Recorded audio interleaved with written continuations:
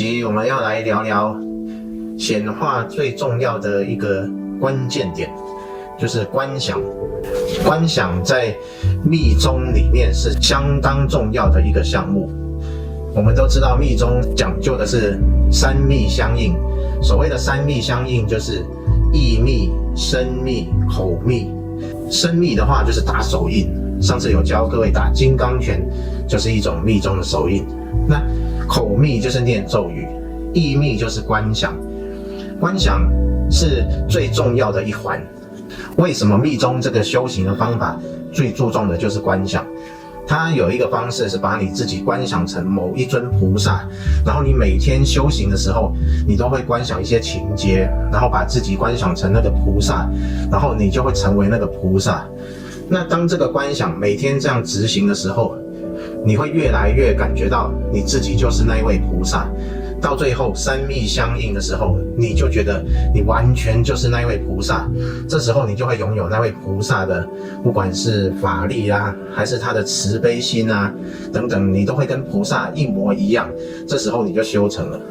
那听起来是一个修行的方式，那跟我们今天要讲的到底有什么关系呢？因为今天我们要讲的观想，其实就是一种修炼。怎么说呢？大家都听过吸引力法则讲究观想，但是今天讲的观想会比这个更深入一些。我们不会把观想当成是一种想象力，因为我们都知道这个世界是虚幻的，所有的情境全部都是我们的信念所显化出来的。那显化出来的情境其实是用来产生感受，感受我们又存回去，下一次我们又会去显化出下一个情境来，那个情境又会产生感受。那所以其实我们从信念产生情境，情境产生感受，感受又回存回去，然后成为下一次显化的一个情境。这个过程我们之前谈的蛮多的。那我们今天谈的就是如何在这个信念的部分能够加入我们想要的信念，而把显化变成一个真实我们想要达成的愿望。那这样的一个过程就是一个观想的过程。我们有意识的去操控信念，这个就是我们今天要说的。所以我们今天说的观想，用另外一个角度来去看它，我们会把观想看成是一种内在的生活。对于这个整个世界来说，以就近的实相的看法来看的话，其实我们所谓的现实跟我们所谓的梦境还有我们的想象，其实三者完全没有分别，全部都可以借由信念去创造情境跟感受。在这三者里面，对于实相来说是没有分别的。在观想的时候所产生的所有的情境，它等同于我们现实中发生所有的情境，全部都会营造出感受。那么感受就是我们的振动频率。我们都知道振动频率才是显化出现实情境的一种最重要的元素，所有的现实都是由振动频率而去产生的。所以要制造这种振动频率，我们只要在内在制造出相应的情境而产生感受，那个感受本身就是振动频率了。所以对于我们来说，观想的本身就是现实的发生。我们要有这样的一个理念，不把观想想说是一种想象，我们实际上把它当成是我们的内在生活。我们要以内在生活的观点来看待观想这件事情。为什么很多人在做观想都没有办法达成他的愿望？因为生不起那个感受来。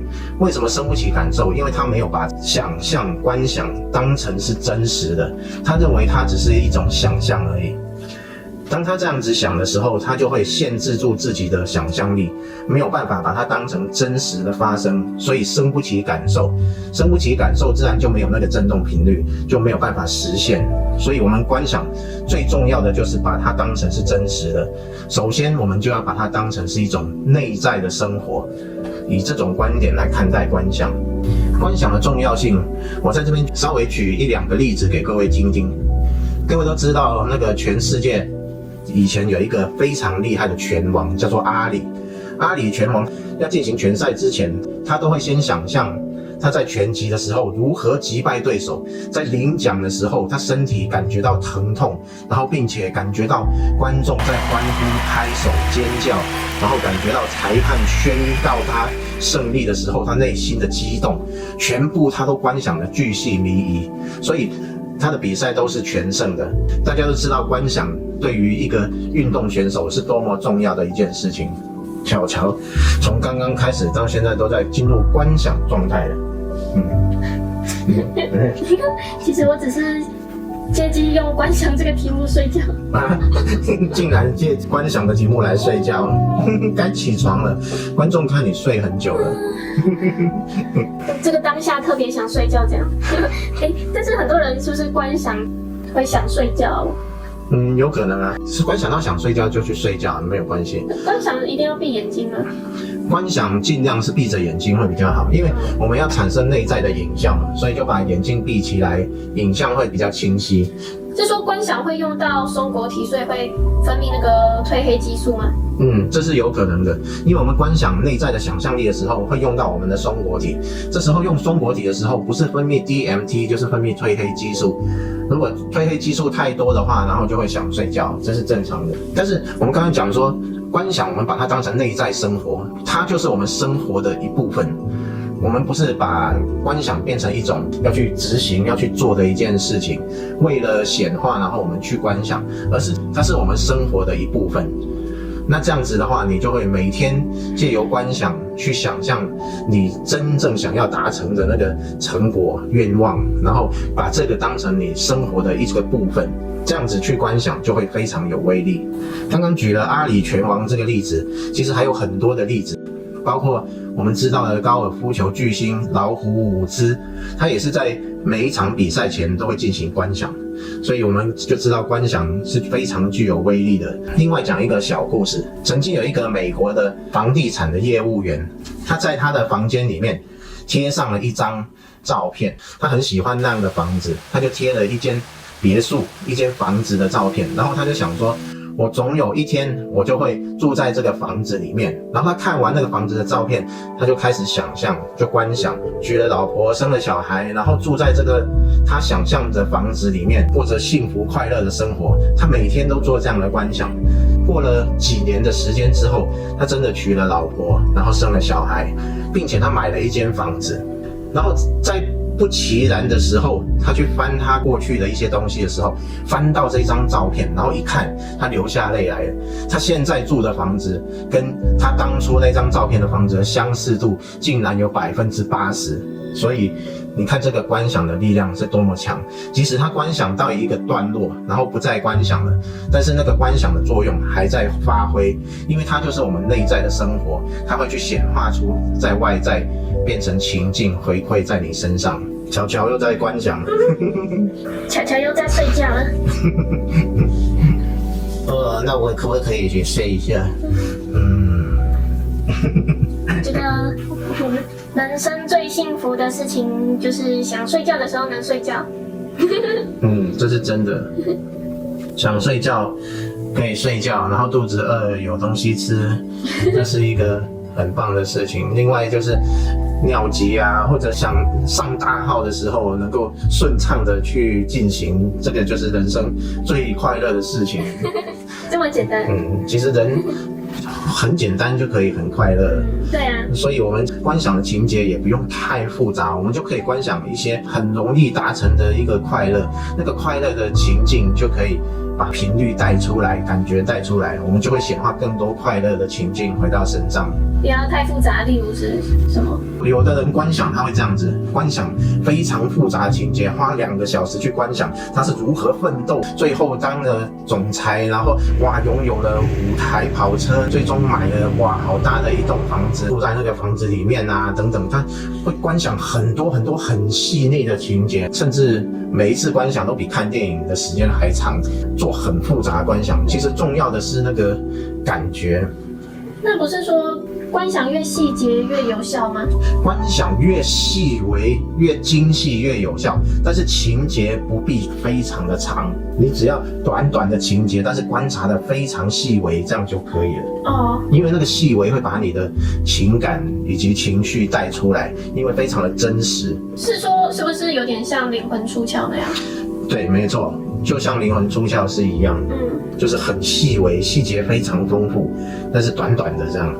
所以各位观想其实也不用观想得很冗长，只要把重点观想出来，把那个感觉带出来，这样就可以了。那大家是不是应该要直接练习那个灵魂出窍，直接在梦里显现他想要的情境，在梦里获得那个感觉，然后在现实显化出那些情境啊？没错啊，这是一个很好的方法。刚刚我们开头的时候就有讲说，梦境跟现实还有我们的想象三者是一模一样的，所以在梦境里面我们也可以培养出清明梦的能力，然后我们就可以在梦境里面营造出那些剧情来，在现实中把它显化出来，这也是一个很好的方法。我们找机会再来拍有关清明梦灵魂出窍的影片好了，也可以分享我们灵魂出窍的一些经验。那如果大家有想要听有关灵魂出窍或是清明梦的分享的话，就可以在下方留言让我们知道。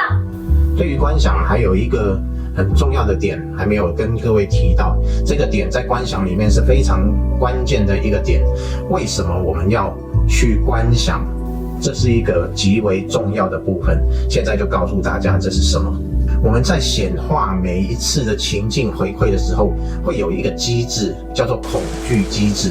这个恐惧机制意思就是说，对于我们未知的事情，我们是带有恐惧的。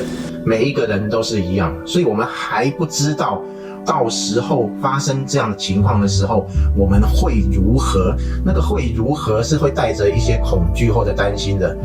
我在这里举个例子给各位听。